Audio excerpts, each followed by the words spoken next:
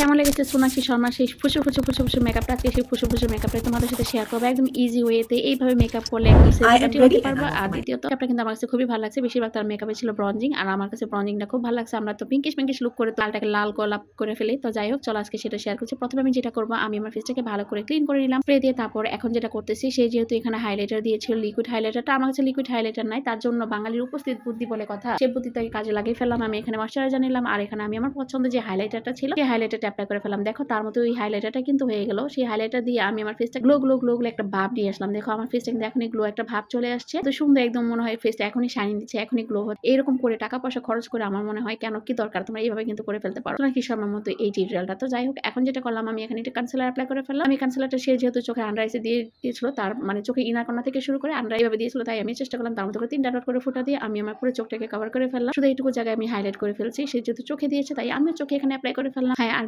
দ্বিতীয়ত দেখো আমার চোখে নিচে এক পাশটা ভালো ফিনিশিং হয়েছিল আর এক পাশটা হয় নাই, কারণ আমার কেন জানি অ্যালার্জি প্রবলেম হয়েছে। আমার এই জায়গাটুকু প্রচুর পরিমাণ চুলকাচ্ছে, যার জন্য আমি কোনো মেকআপ করে শান্তি পাই না। আর যাই হোক, আমার এই যে প্রচুর পরিমাণ চুলকাচ্ছে, বদনজর দিবা না। বদনজর কিন্তু অনেক খারাপ কথা বলতে এমনি ফাউন্ডেশন দিয়ে ফেললাম। ফাউন্ডেশন দিয়ে অল্প পরিমাণ দিয়েছে, সে যেহেতু অল্প দিয়েছে অল্প পরিমাণ দিয়ে এটাকে ব্লেন্ডিং করে ফেললাম। কপালে কিন্তু না বললেই চলে যে বেশি দেই না। তারপর এখন কি করলাম, আমি এখানে কন্ট্রোল অ্যাপ্লাই করে ফেললাম। কন্ট্রোল দিয়ে আমি দুই পাশে কিন্তু এটাকে ব্রঞ্জিং এর মতো করে কাজ করে ফেললাম। দেখো পুরো ব্রঞ্জিং এর মতো চাপটা করে ফেলছি। আর এখন যেটা করলাম, আমি এখানে চোখের মধ্যে আমি সেই কন্ট্রোল নিলাম, সেই কন্ট্রোল ডার্ক ব্রাউন কালারটা নিলাম। দুঃখের বিষয়, আমি যখন আমার এই ব্রাশটা নিলাম, ব্রাশের মধ্যে যে একটা ব্ল্যাক কালার লেগেছিল আমি বুঝতেই পারি নাই। তারপর চোখের উপরে দিয়ে দেখি পুরো ব্ল্যাক হয়ে গেছে। কোনো প্রবলেম নাই, আমি এখানে যখন আবার একটু ডার্ক ব্রাউনটা নিব সেটাকে আমি লাইট করে ফেলতে পারবো। তো এই যে দেখো, আমি ওই চোখে দেওয়ার পরে এখন আমি এই চোখটা তো দিয়ে ফেললাম। তারপরে কত সুন্দর একটা কালার হয়ে চলে আসছে, দেখছো তার মতো একদম খুব সুন্দর কালার চলে।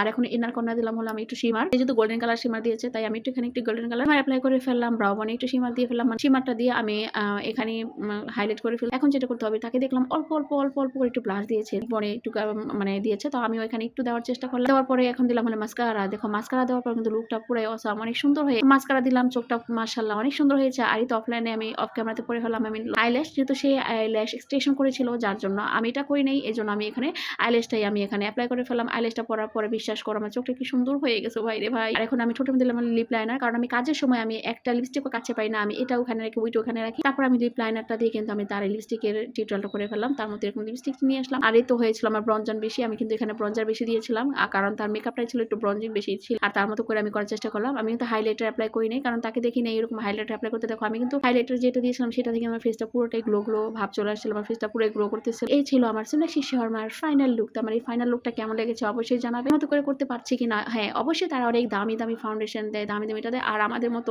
লো বাজেটের মধ্যে যেটা আমাদের বাজেট আসে আমরা কিন্তু সেই প্রোডাক্টটা দিয়ে কিন্তু তার মতো করে চেষ্টা করছি। কখনই কিন্তু একজাক্টলি কারোটার মতো কারো হয় না, কিন্তু হ্যাঁ একটু হলো কিন্তু হয়েছিল। তো আজকের মতো এখানে সবাই ভালো থাকবে। আল্লাহ হাফেজ।